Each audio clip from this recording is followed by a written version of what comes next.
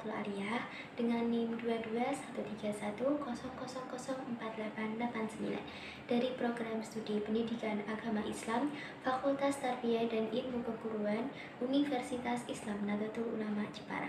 Di sini saya akan melaksanakan simulasi pembelajaran untuk memenuhi tugas sejarah kebudayaan Islam dengan materi kelas 12 Madrasah Aliyah dengan dosen pembimbing Bapak Sukarman.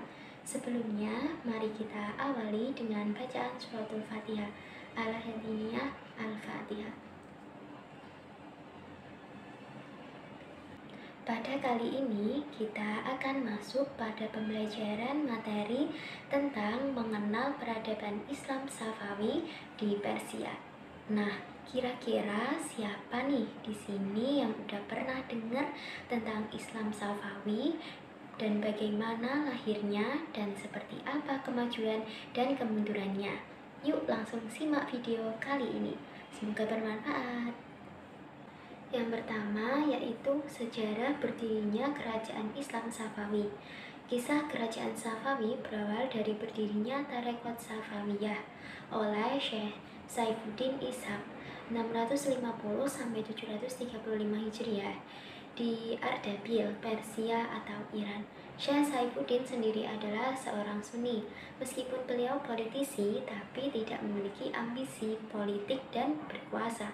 Tarekat Safawi terus berkembang seiring berjalannya zaman, hingga muncullah mursyid keempat dari tarekat tersebut bernama Syekh Junaid pada tahun 851 Hijriah. Di bawah bimbingan Syekh Junaid ini, tarekat Safawi berubah haluan. Dari yang awalnya fokus dalam dunia ketasawufan yang sifatnya ukhrawi, berubah menjadi aliran agama dengan kecenderungan politik dan kekuasaan yang kuat. Sepeninggal Syekh Junaid, kedudukannya di tarekat Safawiyah diganti oleh putranya yang bernama Syekh Haidar 865 Hijriah atau 1461 Masehi. Saat Syekh Junaid meninggal, Haidar masih berusia beberapa minggu. Ia lantas dibesarkan oleh pamannya, seorang raja Aqayunlu yang bernama Uzun Hasan. Setelah besar, Haidar pun diambil menantu olehnya. Ia dinikahkan dengan putri Uzun Hasan bernama Bagi Ako. Ketika Uzun Hasan meninggal, kekuasaan beralih pada anaknya bernama Khalil. Tapi Khalil tidak lama berkuasa karena dibunuh adiknya yang bernama Yakub. Yakub melihat Haidar ini sebagai ancaman bagi kekuasaannya. Sebagai penerus ayahnya, Haidar mengorganisir pengikut fanatik ayahnya menjadi satuan tentara agama yang disebut Kizilbas. Kizilbas artinya adalah si kepala merah. Mereka mendapat julukan itu karena memakai penutup kepala berwarna merah. Tokoh Syiah dari berbagai negeri seperti Irak, Bahrain, dan Lebanon. Adapun penguasa-penguasa kerajaan Safawi dari awal hingga akhir adalah sebagai berikut.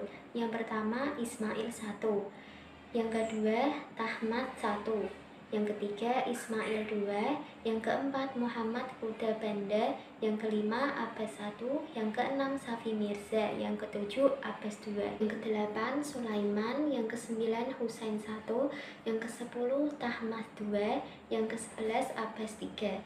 Selanjutnya yang kedua, kemajuan peradaban Islam masa Safawi. Dinasti Safawi mengalami kemajuan setelah Raja Safawi kelima, Syekh Abbas naik tahta 1588 sampai 1628 Masehi. Langkah-langkah yang ditempuh oleh Syekh Abbas I dalam rangka memulihkan kerajaan Safawi adalah A. Melakukan penetapan kembali kehidupan politik dan pemantapan administrasi kerajaan Safawi. Melakukan pemusatan pada sistem kekuasaan dan sistem pertanian yang awalnya diserahkan pada pemerintahan gubernur setempat. Sebelumnya, akibat kontrol pemerintah pusat yang lemah, sebagian besar keuntungan dari sektor pertanian masuk ke kas pemerintahan provinsi. Selanjutnya, mengadakan perjanjian damai dengan Turki Utsmani dengan jalan menyerahkan wilayah Azerbaijan dan Georgia. Kemajuan yang dicapai kerajaan Safawi tidak hanya terbatas di bidang politik, melainkan bidang lainnya juga mengalami kemajuan. Kemajuan-kemajuan tersebut antara lain yaitu bidang ekonomi. Kemajuan ekonomi pada masa itu bermula dengan penguasaan atas kepulauan Hormuz dan pelabuhan Qumrun yang diubah menjadi bandar. Selanjutnya, bidang ilmu pengetahuan. Sepanjang sejarah Islam, Persia dikenal sebagai bangsa yang telah berperadaban tinggi dan berjasa mengembangkan ilmu pengetahuan. Selanjutnya, bidang pembangunan fisik dan seni. Kemajuan bidang seni arsitektur ditandai dengan berdirinya sejumlah bangunan megah di Isfahan sebagai ibu kota kerajaan. Yang ketiga, yaitu kemunduran peradaban Islam masa Safawi sepeninggal Abbas I. Kerajaan Safawi berturut-turut diperintah oleh 6 raja, yaitu Safi Mirza, Abbas II, Sulaiman, Husain, Tahmas II, dan Abbas III.